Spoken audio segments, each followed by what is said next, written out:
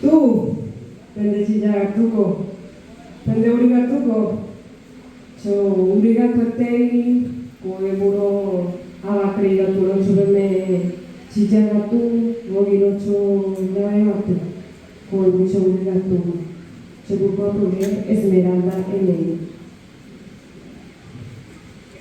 Buenos días para todos. Quiero saludar y quiero darles a todos mis compañeros y a todos los presentes que estén felices en este momento. Soy Esmeralda en. La educación es el arma más poderosa que puedas usar para cambiar el mundo, dicho por Nelson Mandela. Quiero agradecer a la institución de Ateneo de Lengua y Cultura Guaraní Paraguaya por ofrecer esta oportunidad y el buen trato hacia los indígenas. Agradezco al señor Director General David Galeano por creer en nosotros, en nuestra capacidad como indígena estudiante. Gracias, doctor Galeano. Y también agradezco a Magíster Javier Arévalo, director regional, por su amor, paciencia, interés y dedicación por apoyarnos en nuestro estudio. Y al final llegamos a la meta. Gracias, profesor Javier. A través del estudio de la antropología, conocí la importancia de la cultura del pueblo y de los demás. El estudio es una herramienta para pensar y rescatar, investigar. En mi caso, mi cultura H. El estudio nunca fue fácil con mis compañeros de mi comunidad. Pasamos momentos difíciles donde nosotros enfrentamos las barreras que se presentan durante años de estudio. El viaje era peligroso. De 45 kilómetros de la comunidad H. Upetimí a San Juan de Ponoceno. Todo es un desafío para nosotros, cada clase, pero llegamos a la meta. Y tengo una canción que es sobre nuestra historia, una canción que nos cuenta de los que pasaron en el tiempo de Stroessner, donde pasamos la democracia y muchas cosas más.